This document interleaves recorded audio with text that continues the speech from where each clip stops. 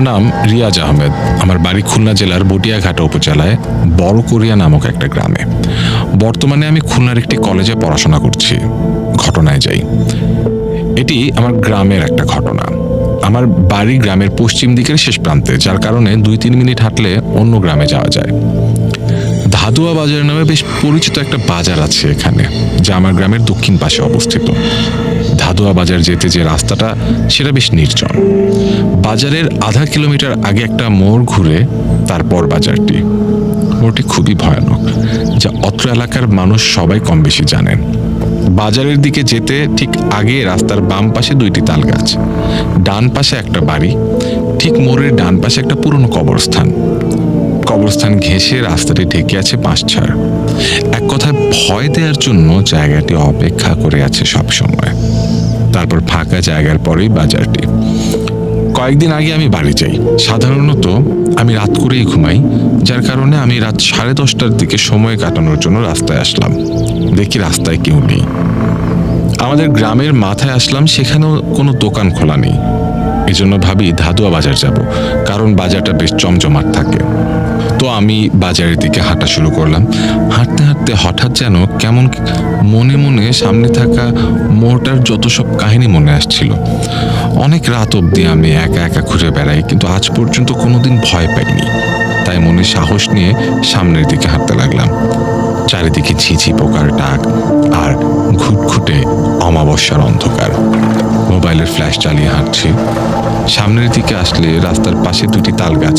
প্রথম গাছটি অতিক্রম করার সাথে সাথে গাছ থেকে ধপাস করে বিকট শব্দে কিছু নিচে লাফ দিয়ে পেছনে রাস্তার ওপর পড়ে।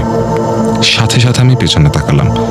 দ্রুততার সাথে ঘোরার কারণে হাত থেকে মোবাইলটা পড়ে গেল, তাই অন্ধকারে কিছু দেখতে পেলাম না। তবে একটা পচা দুর্গন্ধ নাকে টের পেলাম। মনে হচ্ছে কেউ পচা লাশ আমার পেছনে ফেললো। বুক ধরফর করে ওঠে। পাশে থাকা মোবাইলটি খুব তাড়াতাড়ি উঠালাম। মোবাইলের আলোয় দেখলাম আমার ডান বায়ে আশেপাশে কেউ নেই। প্রচণ্ড ভয় পেয়ে গেলাম। ভয়ে আমার বুক ধরফর আরো বেড়ে যায়। কি করব বুঝে উঠতে পারছি না। ডান পাশে থাকা বাড়িটির দিকে তাকিয়ে দেখলাম কোনো আলো নেই, তার মানে সকলেই ঘুমিয়ে গেছে। একা দাঁড়িয়ে আছে আর মনে মনে আয়াতুল কুরসি, সূরা নাস, ফালাক, ইখলাস একটানা পড়া শুরু করেছি। আর মোবাইলের টর্চ একবার এদিকে একবার ওদিকে ঘোরাচ্ছি, কেউ আশেপাশে আছে কিনা দেখার জন্য। কিছুক্ষণ এভাবে দাঁড়িয়ে থাকলাম। বাজারের দিকে যাব নাকি বাড়ির দিকে আসবো কিছুই বুঝে উঠতে পারছিলাম না। সামনে গেলে পড়বে সেই পুরনো কবরস্থান আর সেই বাঁশঝাড়, কিন্তু একটা দৌড় দিতে পারলেই আমি বাজারে পৌঁছে যাব। আল্লাহর নাম নিয়ে দৌড় দিলাম। দৌড় দেওয়ার সাথে সাথে শুরু হলো ভয়ঙ্কর পরিস্থিতি। আমি দৌড়াচ্ছি আর আমার মনে হচ্ছে রাস্তার ওপর দিয়ে কিছু গড়াতে গড়াতে আমার পেছন পেছন আসছে। শব্দ এমন ছিল যে কেউ যদি রাস্তার ওপর দিয়ে গাছের গুঁড়ি ঠেলতে থাকে যেমন শব্দ হয়, ঠিক তেমনই মনে হচ্ছে ঠেলতে ঠেলতে আমার শরীরের ওপর দিয়ে চলে যাবে। আমি আরো জোরে দৌড়াচ্ছি, কিন্তু পেছন থেকে একটা আকর্ষণ অনুভব করলাম। কেউ যেন আমাকে পেছন থেকে ডাকছে। মোড়টি ঘুরতেই বাজারের আলো আমার চোখের সামনে আসলো। আমি স্বস্তির নিঃশ্বাস ছাড়লাম। হাঁপাতে হাঁপাতে একটা চায়ের দোকানে বসলাম। ওখানে 4-5 জন লোক ছিল। তারা জিজ্ঞেস করলো কি হয়েছে। ওদের শুধু এটুকুই বললাম, ভয় পেয়েছি। কিছুক্ষণ পর স্বাভাবিক হলাম। কয়েকটা বন্ধুর সাথে দেখা হলো। ওদেরকে কিছু বললাম না, কারণ ওদের মধ্যে থেকে 2 জনের ওই রাস্তা দিয়ে বাড়ি ফিরতে হবে। আমি সেদিনের মতো একটা বন্ধুর বাড়ি থেকে যাই রাতে।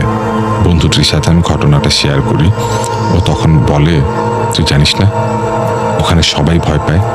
তাছাড়া কবরস্থানের ডান পাশে ফাঁকা জায়গাটায় যে বাড়িটা আছে, সেই বাড়ির ঘটনাও তুই কিছুই জানিস না। আমি বললাম না তো। ও আমাকে ওই রাতে নতুন বাড়িটি সম্পর্কে সংক্ষেপে বলেছিল। পরদিন আমার জ্বর আসে। একটা হুজুরকে দিয়ে আমার শরীর বন্ধ করে নিই আর আমাকে ঝাড়ফুঁক করে দেয়। প্রায় 1 সপ্তাহ আমি জ্বরে ভুগি।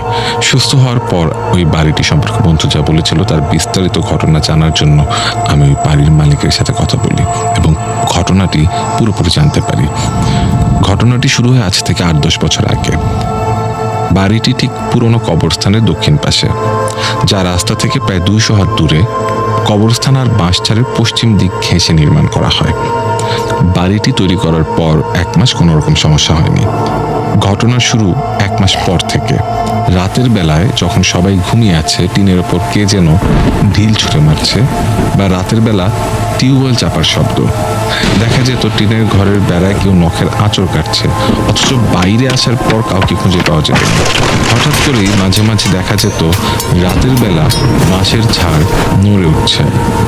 একদিন রাত 3টার দিকে লোকটির ঘুম ভেঙে যায় একটা কান্নার শব্দ শুনে। তিনি বুঝতে পারেন কান্নার শব্দটি তার বাড়ির পেছনের বাঁশঝাড় থেকে আসছে। এই ঘটনাগুলোর কারণে তারা কোনোভাবেই ওই বাড়িতে শান্তিতে থাকতে পারছিলেন না। কিছুদিনের মধ্যে তিনি একটা মাছ কোম্পানিতে চাকরি নেন। তাছাড়া তার কোনো ছেলে মেয়েও ছিল না, তাই নাইট ডিউটি থাকাকালীন লোকটির স্ত্রী ওই ফাঁকা বাড়িতে একা থাকতো। বলে রাখা ভালো, রাত 8টা থেকে ভোর 4টা পর্যন্ত মাসে 2 সপ্তাহ নাইট ডিউটি করতে হতো তাকে, যার কারণে তার স্ত্রীর সাথে অনেক ঘটনা ঘটে এবং তিনি অনেক ভয় পান। তার স্ত্রীর সাথে ঘটে যাওয়া কয়েকটা ঘটনা তিনি শেয়ার করেন। একদিন সে অফিসে গিয়েছেন, তার স্ত্রী বাড়িতে সম্পূর্ণ একা। স্বাভাবিক কাজকর্ম সেরে তার স্ত্রী ঘুমাতে যান। ঘুমানোর কিছুক্ষণ পর তিনি স্বপ্ন দেখতে শুরু করেন কয়েকটা বাদর তাদের বাড়ির ওপর রাগান্বিতভাবে ঢিল ছুঁড়ছে। হঠাৎ তার ঘুম ভেঙে যায়। একটা স্বপ্ন ভেবে তিনি রাতটা পার করে দেন। ঘটনাটির এই পর্যন্ত সবকিছু স্বাভাবিক ছিল, কিন্তু এরপর থেকে ঘটতে থাকে অস্বাভাবিক কিছু ঘটনা। একদিন যথারীতি তার স্বামী রাত 8টার দিকে অফিসে চলে যান। তার স্ত্রীও কিছুটা ভয় নিয়ে ঘুমিয়ে যান। হঠাৎ তার দরজা নকের শব্দে ঘুম ভেঙে যায়। প্রায় 2 মিনিটের মতো দরজায় নকের আওয়াজ শুনে ভয়ে ভয়ে তিনি জিজ্ঞাসা করেন, কে ওখানে? তাকে অবাক করে দিয়ে দরজার ওপাশ থেকে ভেসে আসে স্বামীর কণ্ঠস্বর, আমি, দরজা খোলো। স্বামীর কণ্ঠস্বর শুনে তিনি কিছুটা স্বস্তি পান। ঘুম জড়ানো চোখে স্ত্রী উঠে গিয়ে দরজাটা খুলে তার স্বামীকে জিজ্ঞাসা করেন, তুমি আজকে ডিউটিতে যাওনি? তার স্বামী কোনো রকম জবাব না দিয়ে সোজা গিয়ে বিছানায় শুয়ে পড়ে। তিনি ভাবেন হয়তো কোনো কারণে তার মন খারাপ, তাই আর কিছু জিজ্ঞাসা না করে তিনিও তার পাশে ঘুমিয়ে যান। ফজরের আজান হয়ে গেছে, তার ঘুম ভেঙে যায় আবারও। কিন্তু আজান শুনে নয়, বরং তার স্বামীর সাইকেলের বেলের আওয়াজে। তার স্বামী তার নাম ধরে ডাকছে, ফাতেমা, ফাতেমা। সাইকেল রেখে তাকে দরজা খুলতে বললেন। খাটে শোয়া অবস্থায় তার মনের ভেতর বলে উঠল, আরে আমার স্বামী তো রাতেই বাড়ি ফিরে এসেছে, তাহলে বাইরে? পাশে শুয়ে থাকা স্বামীকে ডাকতে পারার জন্য তিনি পাশ ফিরে দেখেন তার স্বামী তার পাশে নেই। তার শরীর কাঁটা দিয়ে উঠল। তৎক্ষণাৎ তিনি ভাবলেন, বাইরে যদি তার স্বামী হয়, তাহলে সারা রাত তিনি কার সাথে শুয়েছিলেন? তার সমস্ত শরীর অবশ হয়ে আসতে লাগলো। তার মাথা যেন কাজ করছিল না। শোয়া থেকে উঠে বসে তিনি এগুলো ভাবতে লাগলেন। হঠাৎ তার স্বামীর চিৎকার শুনে সংবিত ফিরে পান। স্বামী তাকে বলছে, কি হলো, দরজা খুলছো না কেন? খাট থেকে ধরফরিয়ে উঠে দরজা খুললেন এবং স্বামীকে জড়িয়ে ধরে কান্নাকাটি শুরু করেন। লোকটি বলেন, কি হয়েছে? তার স্ত্রী তাকে জিজ্ঞাসা করে, তুমি কি অফিস থেকে মাত্র আসলে? স্বামী বলেন, হ্যাঁ। তখন তার স্ত্রী বলে, তাহলে রাতে কে এসেছিল? রাতে না তুমি আসলে? সাথে সাথে লোকটির মাথা গরম হয়ে যায় এবং স্ত্রীকে সন্দেহ করে। বেদম মারতে শুরু করে, বলতে থাকে, রাতে অন্য কার সাথে ছিলি বল। স্ত্রীর কথা না শুনে তিনি মারতে মারতে বাড়ি থেকে বের করে দেন। আর তার কোনো কথা না শোনায় রাগে ক্ষোভে অভিমানে তার স্ত্রী বাবার বাড়ি চলে যান।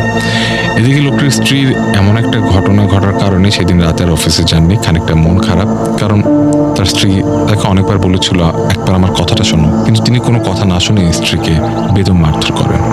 মন খারাপ করে তিনি শুয়েছিলেন। বারবার শুধু স্ত্রীর এই বিষয়টি মাথায় আসছে, কিছুতেই ঘুম আসছে না। তখন রাত প্রায় 12টা। আস্তে আস্তে তার 2 চোখের পাতা লেগে আসছিল। এমন সময় দরজায় নখের আওয়াজ। লোকটি জিজ্ঞাসা করেন, কে? তাকে অবাক করে দিয়ে দরজার ওপাশ থেকে ভেসে আসে স্ত্রীর কণ্ঠস্বর। তার বিশ্বাস হচ্ছিল না। তিনি আবার জিজ্ঞাসা করেন, তুমি এত রাতে কেন? জবাব আসে, আমি বাপের বাড়ি যাইনি, পাশের বাড়িতে ছিলাম। তখন উঠে গিয়ে লোকটি দরজা খুলে তার স্ত্রীকে জড়িয়ে ধরে বলে, তোমাকে এভাবে মারধর করা ঠিক হয়নি। কিছুক্ষণ পর তারা ঘুমিয়ে যায়। তখন রাত ঠিক কতটা হবে তার মনে নেই। লোকটির ঘুম ভেঙে যায়, কারণ তার অনেক গরম লাগছিল। চোখ বন্ধ অবস্থায় তিনি বুঝতে পারেন তিনি যাকে জড়িয়ে ধরে শুয়ে আছেন সে তার স্ত্রী নয়। তার মনে হচ্ছে তিনি কোনো ভাল্লুক জড়িয়ে ধরে আছেন, যার শরীরে লোম ভর্তি, গায়ে প্রচণ্ড দুর্গন্ধ। তিনি প্রচণ্ড ভয় পেয়ে গেলেন। বুক ধরফর করা শুরু করলো। কি করবেন বুঝে উঠতে পারছেন না। ভয় কি তিনি চোখ খুলবেন নাকি খুলবেন না বুঝে উঠতে পারছেন না। ভয় তিনি দোয়াও মনে করতে পারছেন না। মনে মনে আল্লাহর নাম নিয়ে আস্তে আস্তে যখন দু চোখ খোলেন, তিনি দেখতে পেলেন তিনি যাকে জড়িয়ে ধরে আছেন তিনি একজন বৃদ্ধা মহিলা, যার বয়স অনেক। শরীরে কাটা কাটা লোম ভর্তি, দাঁতগুলো অনেক বড় বড়, চোখ দিয়ে যেন আগুনের ফুলকি বেরোচ্ছে, মুখের চামড়া ঝুলছে, অবশেষে একটা ভয়ঙ্কর হাসি, যা দেখে লোকটা নিজেকে ধরে রাখতে পারলেন না, তৎক্ষণাৎ জ্ঞান হারিয়ে ফেলেন। জ্ঞান ফেরার পরে তিনি বুঝতে পারেন সকাল হয়ে গেছে। দেরি না করে এক লাফে খাট থেকে উঠে বাইরে চলে আসেন। নিজের ভুল বুঝতে পেরে তিনি তার স্ত্রীকে শ্বশুর বাড়ি থেকে আনতে চান। পরবর্তীতে তিনি তার স্ত্রীর কাছ থেকে পুরো ঘটনা শোনেন, কিন্তু তার ঘটনাটি তার স্ত্রীর সাথে শেয়ার করেন না। তারপর তারা একটা বড় হুজুরের কাছে যান। হুজুরের কাছে পুরো এতদিনের সব ঘটনা খুলে বলেন। বলার পর হুজুর তাদেরকে বলেন, তোমরা যেখানে বাড়ি বানিয়েছ সেখানে একটা জিন পরিবার থাকে। তোমাদের বাড়ির কারণে তাদের ডিস্টার্ব হয়, যার কারণে তোমাদের ওইখান থেকে অনেকভাবে ভয় দিয়ে তাড়িয়ে দেওয়ার চেষ্টা করে। এর পরবর্তীতে তারা দেরি না করে তাদের ঘরটি সরিয়ে রাস্তার পাশে নিয়ে আসে। এখনো মাঝে মাঝে তারা প্যারানর্মাল অ্যাক্টিভিটি দেখতে পায়।